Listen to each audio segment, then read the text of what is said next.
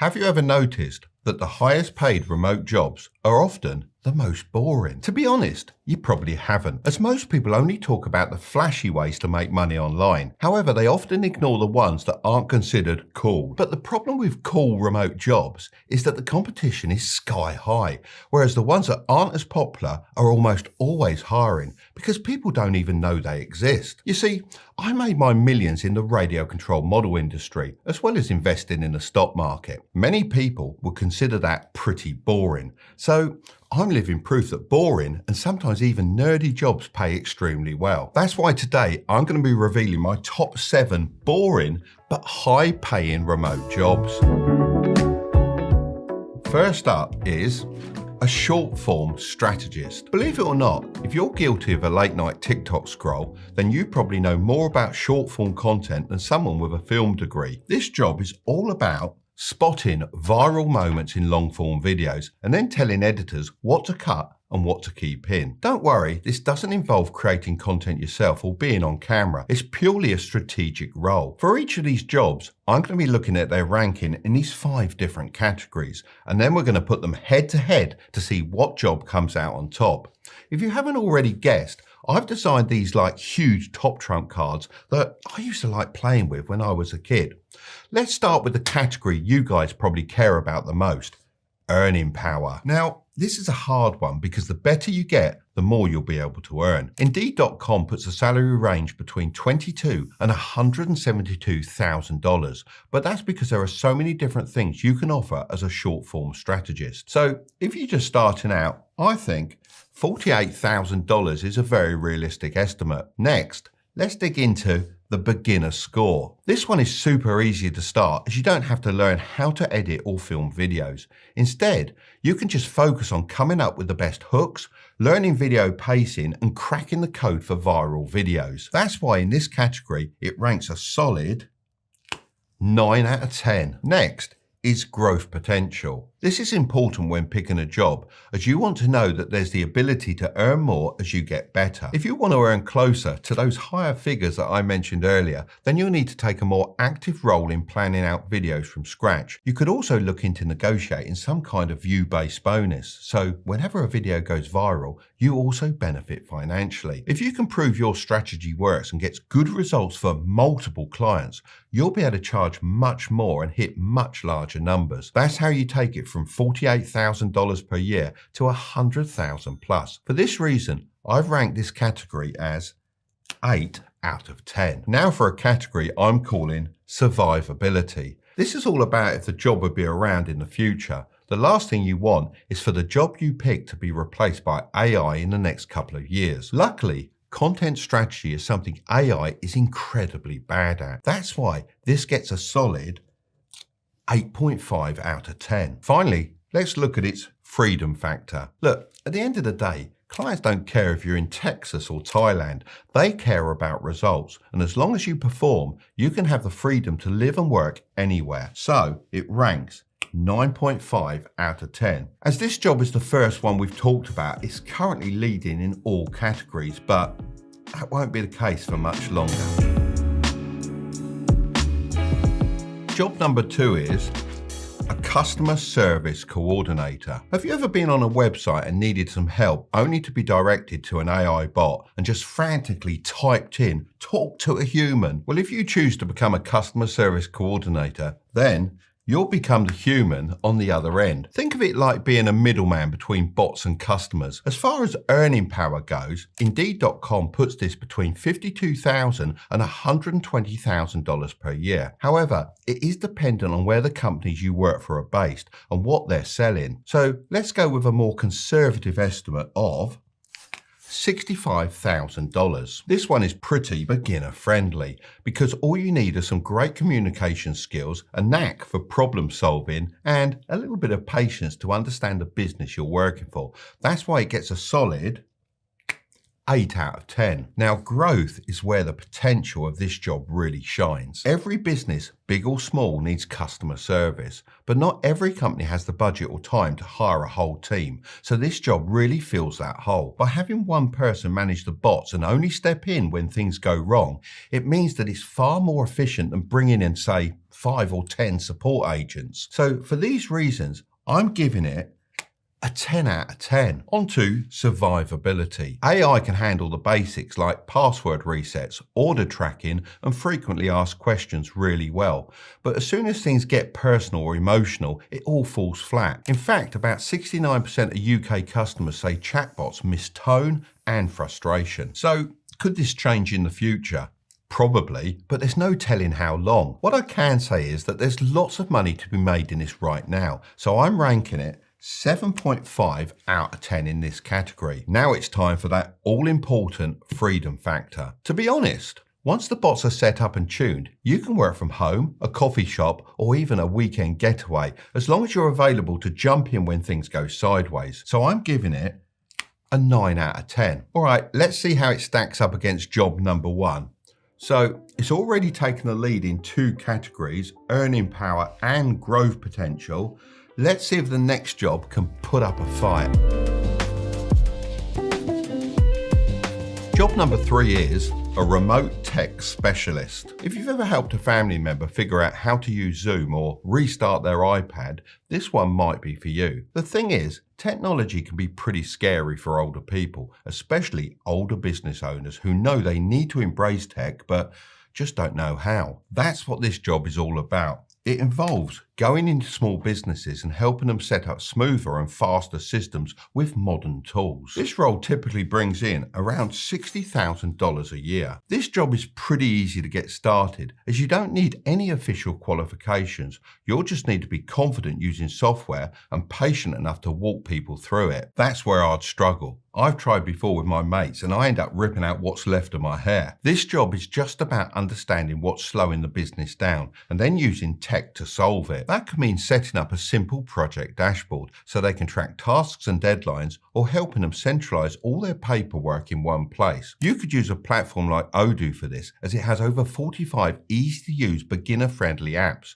which help you with sales, invoicing, projects, contracts, and much more. It's like a business toolbox where all the tools actually talk to each other. So I'm going to give this one a 7 out of 10 for beginner friendliness. Now, let's look at the all-important growth potential. Here's the way I see it.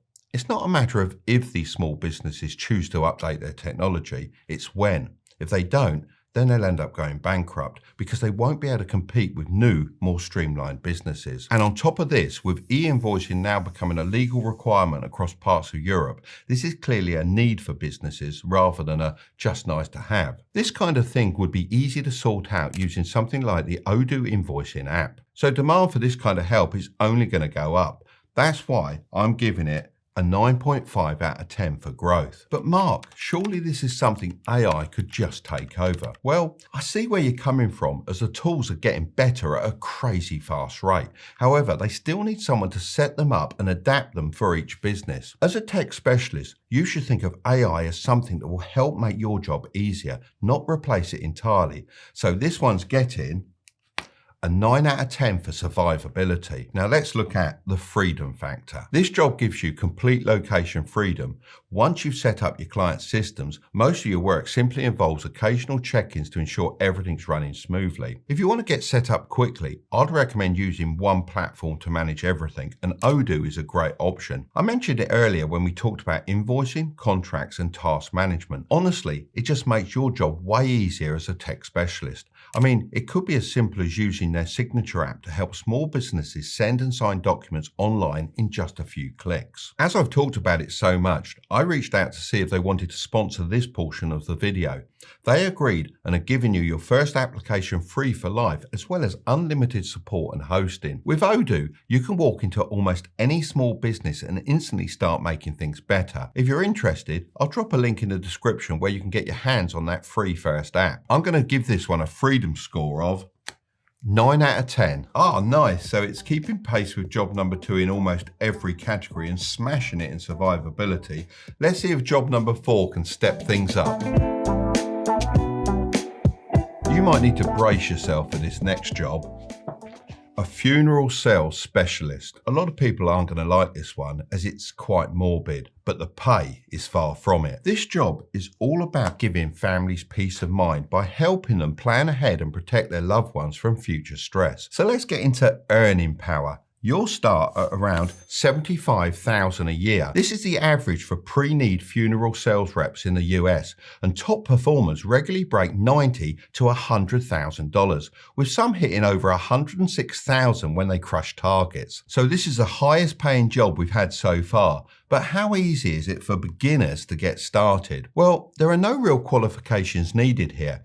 I guess some sales experience would be useful, but it's not 100% needed. I'd say it's more about your empathy, confidence, and the ability to navigate emotional conversations. Because of this, I'm going to give it a beginner's score of 7 out of 10. But what about growth potential? Well, unfortunately, we're all going to die someday, and funerals aren't going out of style anytime soon. In fact, I remember reading in the Washington Post that there are now more deaths than births in most US counties, showing that the demand for end-of-life planning is only going up. Look, funerals aren't cheap. The average one costs $8,300, and if you add extras, the total can rise to nearly $10,000. So with the amount of deaths going up due to aging populations, this means that so much money is going to be spent on funerals. So growth has to be 9.5 out of 10. Another benefit of this job is that it's pretty AI proof. There's no tech about right now that can actually comfort a grieving person,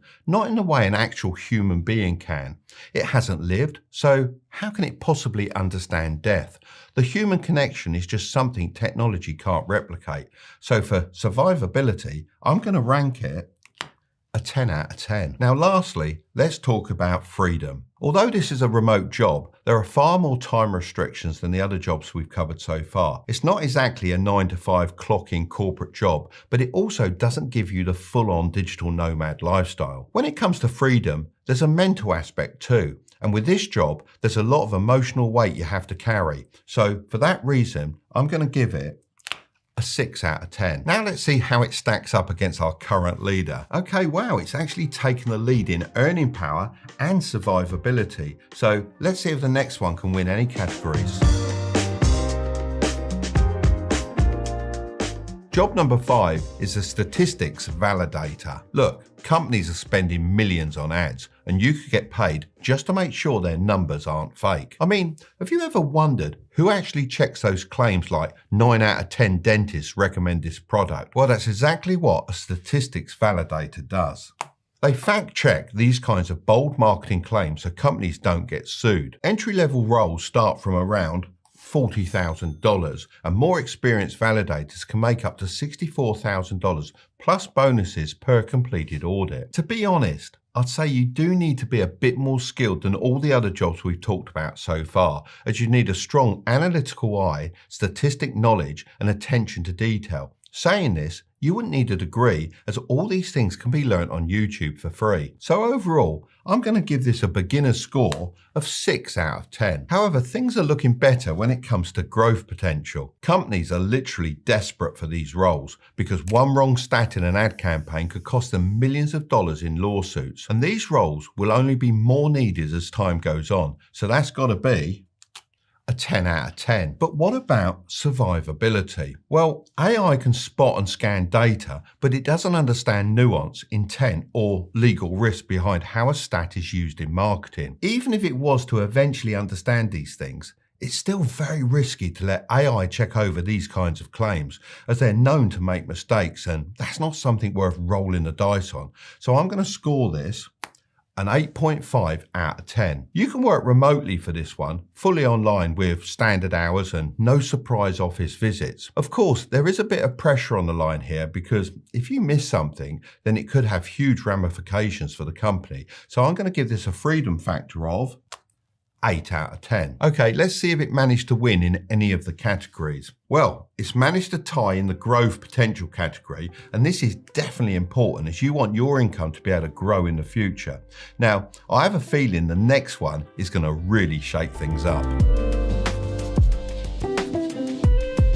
Job number 6 is a remote setter. Have you ever seen those influencers making thousands a month selling courses or coaching? They all need one thing more than anything else. Someone like you to fill their calendar. That's what a remote setter does. They slide into the DMs, ask the right questions, figure out if someone's a good fit, and then pass them to the closer to seal the deal. So if you've ever been told you talk too much, then congrats, because that skill might finally pay off. The earning power for this one is anywhere between $3,000 and $7,000 per month. And if you're hitting targets consistently, you can scale up to $84,000 a year without closing a single deal yourself. Because you're not actually being pushy and trying to close the deal, it's pretty beginner friendly, and a lot of companies will train you up. That's why I'm giving this one a score of 9 out of 10. Now let's look at growth potential. Since most companies use commission-based models, if you're good, your income can grow just as fast as the business. So for that reason, I'm giving this a 9 out of 10. So pretty good so far, but how AI proof is it? Overall, this job is all about connection, trust, and timing. AI is just not there yet. So I'm giving this a survivability rating of 8.5 out of 10. As for freedom, this is where it gets interesting. Most setter jobs are remote, which is great, but they're not exactly passive. You'll be tied to your inbox throughout the day, especially during launch periods or campaigns. You're free from the office, but not from your phone. So while there's no commute, I'd say freedom lands at a 7 out of 10. So how does this compare against the last jobs? Well, it's definitely taken the top spot for earning potential. This is because it's a job that directly brings in money for the business and therefore has a clear return on investment for the company. They also want you to be incentivized to keep pushing and booking more calls. It's also tied in the beginner score category, so definitely a great one to start if you don't have a lot of experience. Let's see if job number 7 can come in and take a last minute win in any of the categories.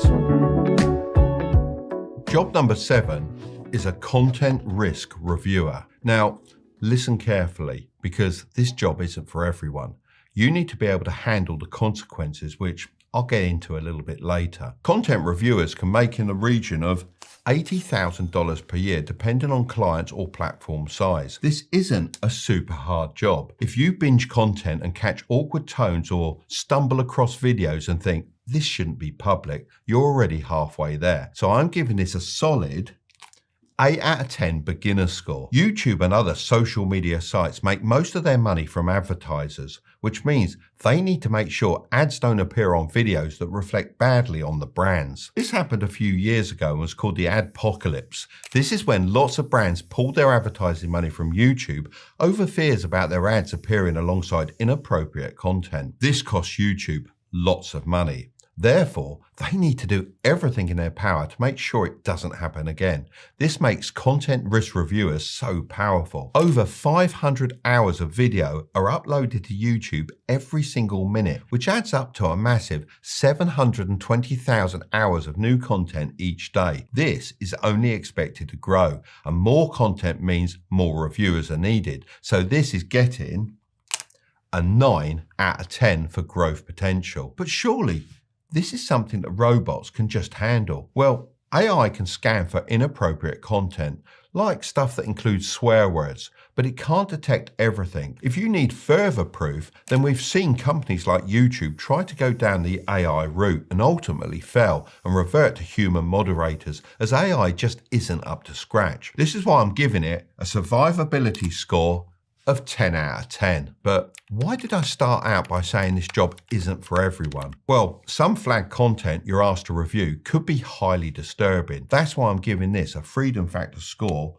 of 8.5 out of 10. So let's have a look at our final scoreboard. Wow, so nearly every job we've talked about today has made it onto the scoreboard for at least one category. So it's really up to you which area you want to prioritize. Let me know which one you like most in the comments below. If you want to know the 7 best side hustles students can start right now, then I'm going to leave that video right up there. But don't click on it just yet. Make sure to subscribe if you want to grow your wealth, okay?